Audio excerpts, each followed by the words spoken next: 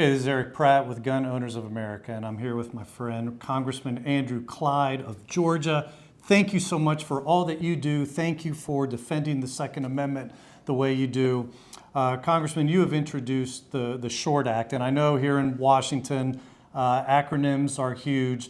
Stop Harassing Owners of Rifles Today. Exactly. Tell us what your important legislation does. Well, thank you very much, Eric. This piece of legislation I think is critical because you have short-barreled rifles, short-barreled shotguns, and other NFA firearms that are actually being taxed. And these are Second Amendment protected firearms. And so now you have a tax on a constitutional right. And to me, that is clearly unconstitutional. So this is a way that we can eliminate this taxation. So the $200 tax on short-barreled shotguns and on rifles and on the $5 tax on AOWs would go by the wayside, would be eliminated with the SHORT Act. And I'm very, very happy that Senator Marshall on the Senate side is taking up the bill over there. So I look forward to it going through committee and being marked up and eventually coming to the House floor. But what we need some more co-sponsors on it. We've got a few already.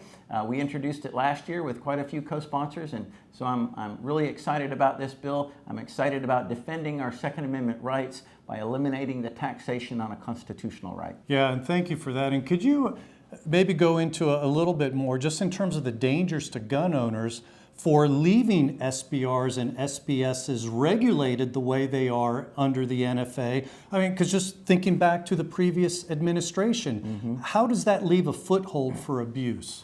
Well, I think it's a tremendous foothold. In fact, we've seen a number of Democrat bills that have increased the taxation on firearms. The Second Amendment would still exist, but only for those people who could afford to pay the tax. And that's just not the way our country was designed. You can basically eliminate the Second Amendment from the average citizen for these firearms and do it through taxation, which is incredibly dangerous. And not to mention, we could foresee a future Gavin Newsom administration doing what Biden did in trying to expand SBRs and SBSs to cover millions of firearms that shouldn't be covered. That's exactly correct. Just like the pistols with the braces, yes. All right, which are not short-barreled rifles, they're pistols with braces. I mean, these braces were designed specifically for people with disabilities so that you could fire a larger pistol with a single hand. There are some folks that just don't have another hand, whether it's a veteran who suffered an injury during war, or whether it's just an American with a disability. So these particular things are so dangerous when you allow the Bureau of Alcohol, Tobacco, and Firearms to make rules like what they did to take these pistols with braces and make them into short-barreled rifles. National Firearms Act regulated short-barreled rifles, and then any transfer of these would be another $200 tax. So we're going to get rid of that. So like with any legislation, generating co-sponsors, getting more co-sponsors obviously is a real important part of the process. Can you just encourage people with what's the best way to help get more co-sponsors to this important legislation? Well, call your member of Congress. When it comes to the pistol brace legislation that we put in, the Congressional Review Act on that, we had 188 co-sponsors, Republicans, on the bill itself. And we actually had a Democrat vote for it as well, so it was technically bipartisan. But call your member of Congress and ask them to be a co-sponsor on the SHORT Act. That's the way to do it. That's fantastic support that you've had for this in the past. So that bodes well for getting this passed in the House. So you heard it from Congressman Clyde.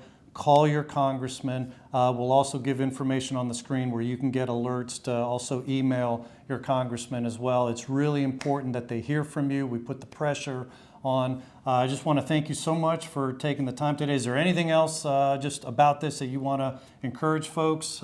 Stay tuned for more legislation protecting our Second Amendment rights coming down the pike, because that's one of the main focuses here, is that we in the federal government need to be ensuring that our constitutional rights are protected for every solitary American citizen. Eric, great to be with you, and Thank you, sir. Thank you for serving gun owners so well, and thank you for serving America so well. Well, likewise, thank you for being such a leader here in the Congress. Thank you. Lord knows they need it. Yes, they do. All right, we'll see you guys.